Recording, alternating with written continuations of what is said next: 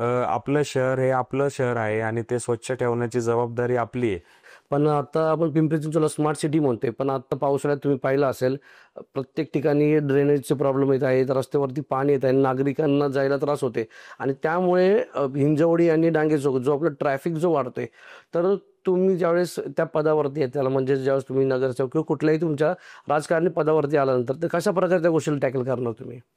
पाऊस फार झाल्यानंतर पाणी शेवटी जाण्यासाठी नदीचा स्रोत असतो आणि नदी एकदा जर पूर्ण पॅक झाली किंवा फुल भरली. ओव्हरफ्लो झाली हां. तर ते पाणी कुठेही जात नाही. त्याच्यामुळे सगळीकडे ड्रेनेजचे अडीअडचणी प्रॉब्लेम्स होतात.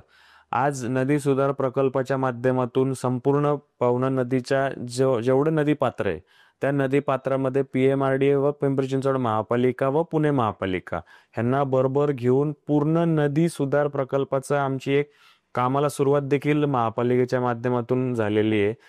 ज्याच्यामध्ये संपूर्ण नदी पात्रातून ड्रेनेजच्या मोठ्या मोठ्या लाईन ह्या पूर्ण शहरातून बाहेर काढल्या जाणार आहेत आणि ज्या मेन लाईन आपल्या शहराच्या आहेत त्या नदीच्या नदी सुद्धा घाण होणार नाही. नदीमध्ये देखील एक सुद्धा ड्रेनेजची लाईन ही नदीमध्ये सोडली जाणार नाही. ती त्या मेन ड्रेनेजच्या लाईनमध्ये सोडली जाईल आणि ज्या अडीअडचणी आता शहरामध्ये ड्रेनेजच्या फार मोठ्या प्रमाणावरती आहेत त्या कमी होतील.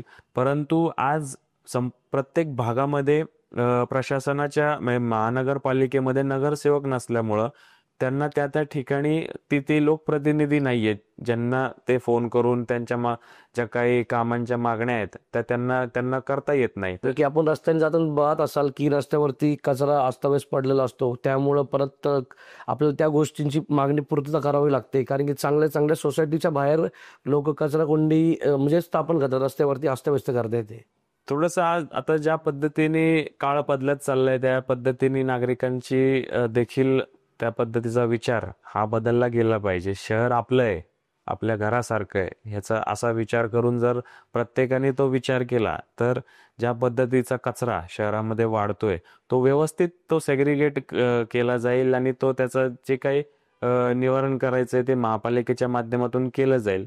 पण नागरिकांनी देखील आता येणाऱ्या काळामध्ये इथून पुढं थोडंसं आपण स्वतः देखील त्याच्यामध्ये पाऊल पुढं टाकून आपलं शहर हे आपलं शहर आहे आणि ते स्वच्छ ठेवण्याची जबाबदारी आपली आहे या दृष्टीने जर विचार केला तर त्या माध्यमातून देखील बराचसा फरक संपूर्ण शहरामध्ये पडेल.